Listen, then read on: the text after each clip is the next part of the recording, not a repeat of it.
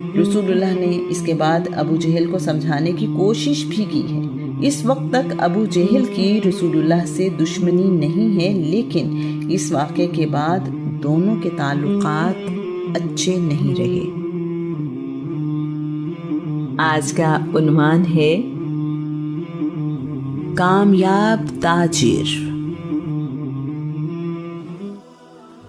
اب رسول اللہ صلی اللہ علیہ وآلہ وسلم کی عمر 25 سال ہے۔ یہ 596 عیسوی کا زمانہ ہے۔ رسول اللہ نے چونکہ چھوٹی عمر سے ہی روزگار کمانا اور تجارت میں حصہ لینا شروع کر دیا ہے، اس لیے اب انہیں کاروبار کا کافی تجربہ حاصل ہو چکا ہے۔ پہل رسول اللہ تجارت کی غرض سے جانے والے قافلوں کے ساتھ جایا کرتے تھے، اب خود بھی قافلہ لے کر جاتے ہیں۔ مکہ میں چونکہ زمین نرم نہیں ہے، یہاں پتھر کے پہاڑ ہیں، اس زمین میں کھیتی باڑی نہیں ہوتی، پانی کی کمی اس کی دوسری وجہ ہے۔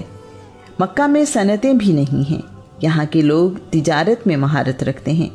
رسول اللہ اب تک لوگوں میں اپنے کردار اور محنت سے اچھا مقام بنا چکے ہیں۔ رسول اللہ کا خاندان بھی اسی تجارت سے منسلک ہے، ان کی معیشت تجارت پر ہی قائم ہے۔ اس کے علاوہ حج ایسی عبادت ہے جو مکہ والوں کے لیے نفع کا باعث ہے۔ حج بھی مکہ کی معیشت کی مدد کرتا ہے۔ مکہ کے لوگ شام، حبشہ اور یمن کی بندرگاہوں سے سامان خرید کر لاتے اور عرب میں بیچتے ہیں۔ اسی طرح وہ مکہ سے مال خرید کر ان ملکوں میں بیچنے کے لیے لے جاتے ہیں۔ سب سے زیادہ تجارت کھانے پینے کی اشیاء، خشک میوہ جات، خوشبو، کپڑے اور آرائشی سامان کی ہوتی ہے۔ یہ لوگ اونٹوں پر سامان لاد کر لے جاتے ہیں اور جدھر جتنا مال بک سکے بیچ دیتے ہیں۔ واپسی پر ایسی چیزیں خرید لیتے ہیں جو مکہ میں بیچی جا سکتی ہوں۔ مکہ میں اپنا صرف چمڑے کا کاروبار ہے اور اس کی بڑی وجہ بیت اللہ میں کی جانے والی قربانی ہے۔ مکہ میں لوہار، ترکھان، موچی، نائی ضرورت کے مطابق ہیں۔ اونٹوں کے لیے نکیل، ڈوریاں، کجاوے بنانے والے بھی موجود ہیں۔ بھیڑوں کی اون اور بالوں سے دھاگا اور موٹا کپڑا بنایا جاتا ہے۔ انہی کپڑوں سے خیمے بنائے جاتے ہیں۔ اونٹوں اور بھیڑوں کی ہڈیوں سے خواتین کے لیے زیورات بھی بنائے جاتے ہیں۔ اچھی قسم کا کپڑا دوسرے ملکوں سے ہی مکہ میں آتا ہے۔ نمک قریبی سمندر سے حاصل کیا جاتا ہے۔ مرچوں کا استعمال کھانوں میں بہت کم ہے۔ مقامی طور پر پھل بھی نہیں ہیں، اس لیے پھل دوسری جگہوں سے آتے ہیں جو بہت مہنگے ہوتے ہیں۔ ان سب چیزوں کے باوجود مکہ ایک بڑی تجارتی منڈی ہے۔ اس منڈی کی بہت اہمیت ہے اور وجہ ایک ہی ہے، بیت اللہ اور اس کا حج۔ تجارت ان دنوں بہت ہی مشکل ہے۔ سہولتوں کا نام و نشان تک نہیں ہے، راستے محفوظ نہیں، لوٹے جانے کا خطرہ اپنے وطن واپس آنے تک رہتا ہے۔ اپنے سامان کے لیے حفاظتی دستوں کا انتظام ضروری ہے۔ راستے میں کھانے پینے کا خرچ، بیماری کی صورت میں علاج، گرمی اور تپش اس کام کو اور بھی مشکل بنا دیتے ہیں۔ لمبے راستوں میں اونٹ کا مر جانا ایک مصیبت سے کم نہیں ہے۔ دوسرے ملکوں کے ٹیکس اور کسٹم ڈیوٹیاں مصیبت ہیں۔ دوسرے ملک میں پہنچنے سے پہلے یہ علم نہیں ہوتا کہ ٹیکس اور کسٹم ڈیوٹیاں بدل گئی ہیں یا نہیں۔ سفر کے غیر متوقع اخراجات ان دنوں تجارت کو مشکل بنا دیتے ہیں۔ ان تجارتی قافلوں کا منافع 100% ہوتا ہے۔ اس کاروبار میں کم سرمایے سے تجارت ممکن نہیں ہے۔ مکہ سے قافلوں کے جانے کا موسم بھی سال میں صرف 2 مرتبہ ہے۔ ہر وقت تجارت ممکن نہیں ہے۔ کم سرمایہ والے تاجر اپنا مال قافلے کے حوالے کرتے ہیں، جس کی وجہ سے انہیں اپنے منافع سے حصہ ادا کرنا پڑتا ہے۔ رسول اللہ اپنے چچا زبیر بن عبد المطلب کے ساتھ شراکت داری میں بھی تجارت کرتے ہیں۔ رسول اللہ نے اپنے چچا عباس کے ساتھ بھی یمن کا تجارتی سفر کیا۔ عباس خوشبو خرید کر لاتے ہیں اور حج کے دنوں میں بیچتے ہیں۔ رسول اللہ نے عبد الکعبہ کے ساتھ بھی تجارت کے لیے سفر کیے ہیں۔ عبد الکعبہ کپڑے کے تاجر ہیں۔ رسول اللہ نے مکہ اور دوسرے ملکوں میں تاجروں سے اچھے تعلقات بنا لیے تھے۔ اس کی وجہ رسول اللہ کا اخلاق، دیانتداری اور کاروباری اصولوں کی پاسداری تھا۔ قیس بن صائب مخزومی بیان کرتا ہے، اعلان نبوت سے پہلے رسول اللہ کے مجھ سے تجارتی تعلقات تھے۔ میں نے محمد کو اپنی زندگی کا بہترین تجارتی شراکت دار پایا۔ میں ہر بار محمد پر اعتبار کرتے ہوئے کوئی نہ کوئی تجارتی ذمہ داری دیتا تھا۔ مجھے کبھی مایوسی نہیں ہوئی۔ ہر بار جب تک مکمل حساب کتاب اور میرے سوالوں کے جوابات میرے اطمینان پر نہ ہوتے، محمد اپنے گھر نہ جاتے۔ کاروباری معاملات میں محمد کا کبھی کسی سے جھگڑا نہیں ہوا۔ جب کبھی میں تجارت کے لیے مکہ سے باہر گیا اور محمد نے مجھے کوئی تجارتی ذمہ داری سونپی تو ان کا رویہ باقی تاجروں سے مختلف ہوتا۔ واپسی پر باقی تاجر مجھ سے اپنے مال، تجارت اور منافع کے متعلق سوال کرتے، جبکہ محمد میری صحت اور طبیعت کے بارے میں پوچھتے تھے۔ رسول اللہ تجارتی سفر پر حباشہ، مکہ سے جنوب میں یمن جاتے ہوئے ایک علاقے جرش جو کہ طائف سے یمن کے راستے میں ہے اور جورش جو جنوبی عرب کا ایک شہر ہے، وہاں جاتے رہے ہیں۔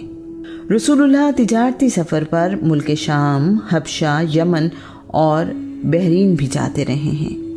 رسول اللہ نے وعدہ کر کے اسے پورا کرنے کی اہمیت اپنے کردار سے سمجھائی۔ یہ سب باتیں اعلان نبوت سے پہلے کی ہیں۔ ایک دن رسول اللہ کو عبداللہ بن ابی الحصا نے ایک جگہ انتظار کرنے کا کہا اور چلا گیا۔ رسول اللہ اس گلی کے کنارے پر عبداللہ کا انتظار کرتے رہے۔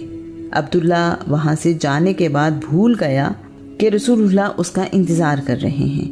عبداللہ کو 3 دن بعد یاد آیا کہ میں نے تو رسول اللہ سے وعدہ کیا تھا۔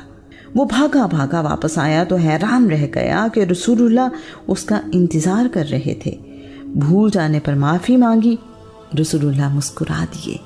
رسول اللہ پچھلے 5 سالوں میں مختلف لوگوں کے لیے تجارتی ذمہ داریاں ادا کرتے رہے ہیں۔ اب گرمیوں کا موسم ہے۔ اس موسم میں تجارتی قافلے ملک شام جاتے ہیں۔ ملک کے مختلف تاجر اس قافلے میں جاتے ہیں۔ جو تاجر خود نہیں جا سکتا وہ اپنا سامان کسی اور کے ہاتھ بھیج دیتا ہے، گویا یہ بڑا تجارتی کارواں ہوتا ہے۔ مکہ میں رہنے والی ایک خاتون تاجر خدیجہ بنت خویلد ہیں۔ ان کا تعلق قریش کے قبیلہ بنی اسد سے ہے۔ وہ بہت دولت مند اور سمجھدار ہیں۔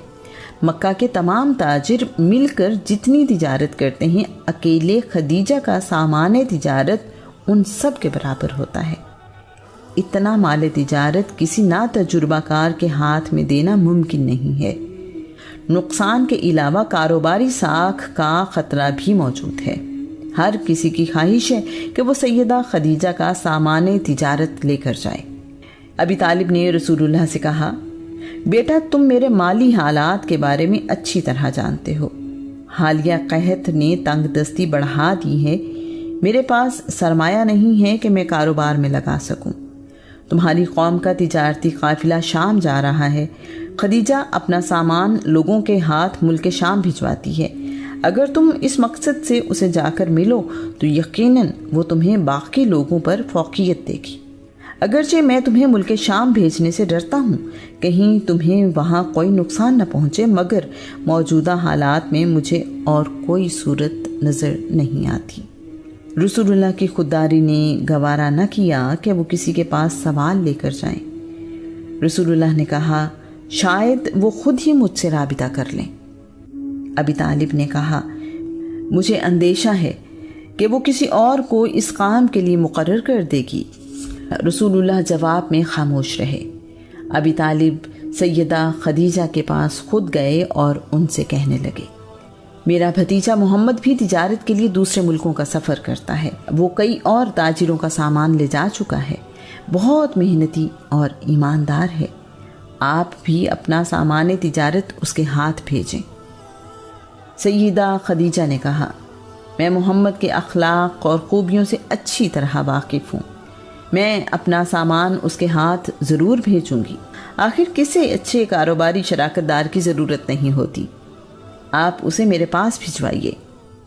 ابی طالب نے سیدہ خدیجہ سے ہونے والی گفتگو کی تفصیل رسول اللہ کو بتائی۔ رسول اللہ سیدہ سے ملنے گئے۔ سیدہ خدیجہ نے کہا، میں یہ ذمہ داری آپ کے سپرد کرنے کو تیار ہوں۔ اس کی وجہ آپ کی سمجھداری اور ایمانداری ہے۔ میں نے آپ کے اچھے اخلاق کے بارے میں بھی سن رکھا ہے۔ اگر آپ یہ ذمہ داری قبول کریں تو جو معاوضہ اس کام کے عوض میں دوسروں کو دیتی ہوں اس سے 2 گنا معاوضہ آپ کو دوں گی۔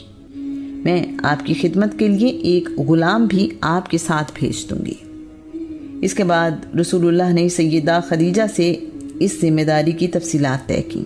رسول اللہ نے واپس آ کر چچا کو ساری بات بتائی تو ابی طالب نے مسکراتے ہوئے کہا، یہ رزق اللہ کریم نے آپ کے لیے خاص اپنی بارگاہ سے بھیجا ہے۔ تجارتی قافلہ شام لے جانے کی تیاری ہونے لگی ہے۔ رسول اللہ نے بھی اپنی تیاری کی ہے۔ سیدہ خدیجہ کا ایک رشتہ دار خزیمہ بن حکیم سلمی بھی قافلے کے ساتھ جا رہا ہے۔ خدیجہ نے اپنا غلام میسرہ رسول اللہ کے ساتھ بھیجا۔ وہ سیدہ کا سامان لے کر جانے والے قافلوں کے ساتھ اکثر جایا کرتا تھا۔ میسرہ کو ہدایت نہ تو محمد کی نافرمانی کرنا اور نہ ہی ان کی رائے سے اختلاف کرنا۔ یہ قافلہ 16 ذی الحج کو مکہ سے روانہ ہوا ہے۔ یہ 596 عیسوی کی گرمیوں کا موسم ہے۔ رسول اللہ کے لیے اتنے بڑے پیمانے پر تجارت کا یہ پہلا تجربہ ہے۔ کئی ہفتوں کے مشکل سفر کے بعد قافلہ ملک شام کے شہر بصرہ پہنچا ہے۔ اس سفر پر جانے کا تجربہ اور مشاہدہ پہلے سفر شام سے مختلف ہے۔ ایک بچہ اب جوان ہے، چچا کی سرپرستی میں کاروبار کرنے کی بجائے خود لوگوں کا سرپرست ہے۔ اب اس کا ہر فیصلہ فائدے اور نقصان کی صورت میں ظاہر ہوتا ہے۔ میسرہ کے مطابق رسول اللہ کی ذمہ داری میں تمام ملازم اور مزدور بڑے خوش ہیں۔ انہیں اتنی اخلاق اور محبت سے پیش آنے والا رہنما پہلی دفعہ ملا ہے۔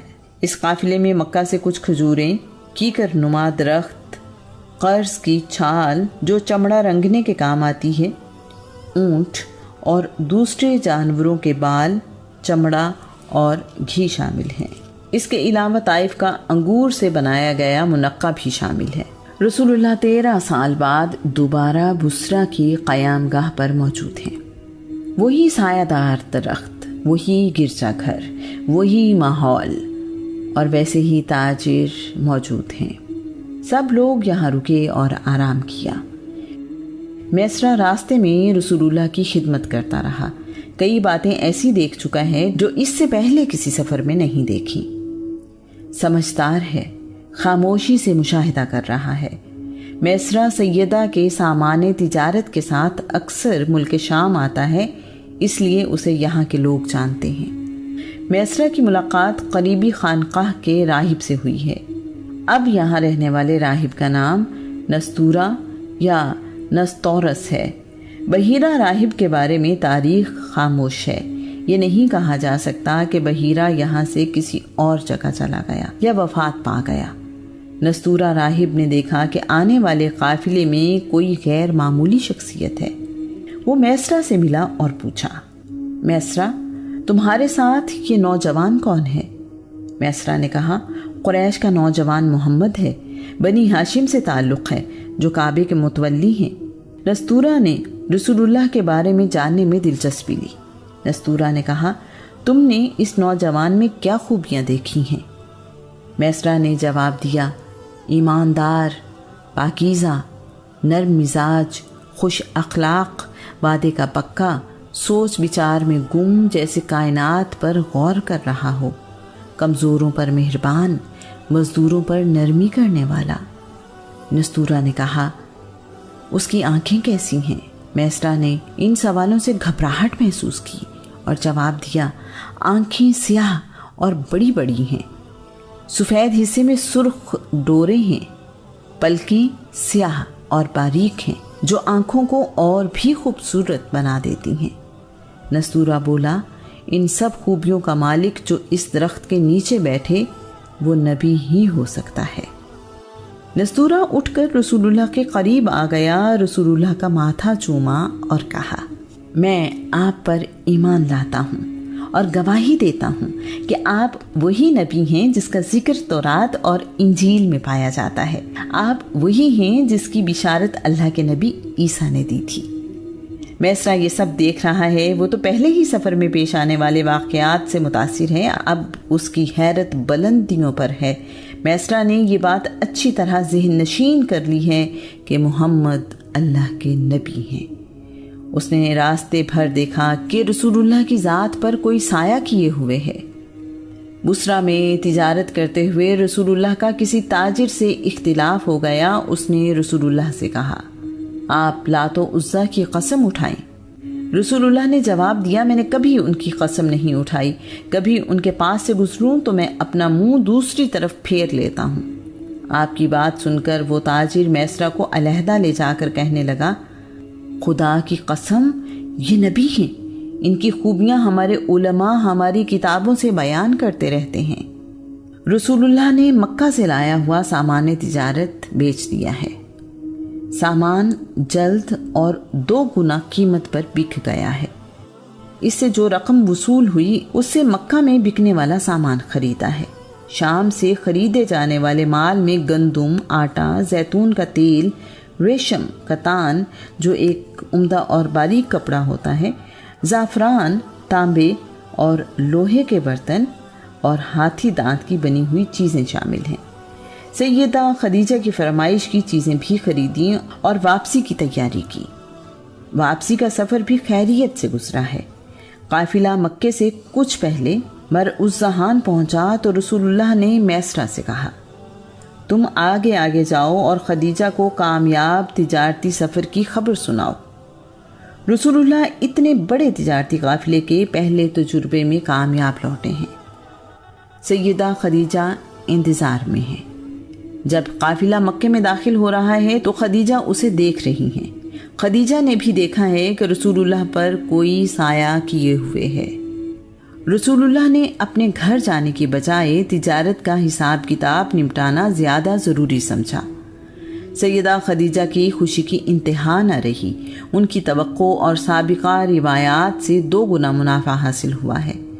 سیدہ نے بھی رسول اللہ کو طے کیے گئے 2 گنا منافع سے زیادہ حصہ دیا۔ شام سے تجارت کے لیے لائی جانے والی چیزوں میں بھی بہت زیادہ منافع ہوا ہے۔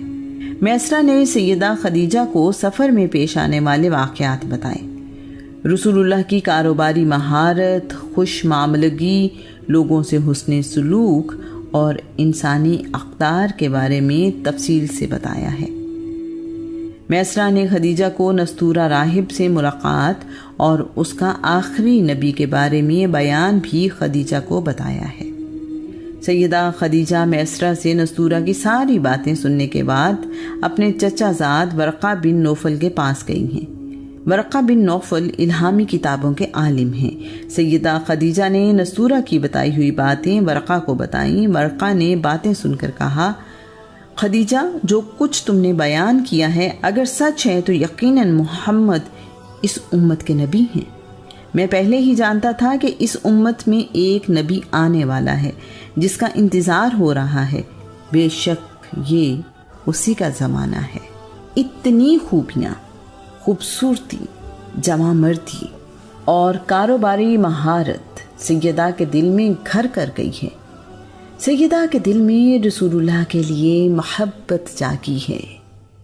آپ سوچنے لگی ہیں کہ اگر اتنی خوبیوں والا کاروباری شراکت دار میرا شریک حیات بھی ہو تو اور کیا چاہیے۔ چچا نے رسول اللہ سے کہا ہے کہ میں فقیتہ کی شادی اپنے والد کے سسرال بنی مخزوم میں کرنا چاہتا ہوں۔ میں چاہتا ہوں کہ ان کے احسان کا بدلہ دے سکوں جو انہوں نے میری والدہ کی شادی میرے والد سے کر کے ہم پر کیا۔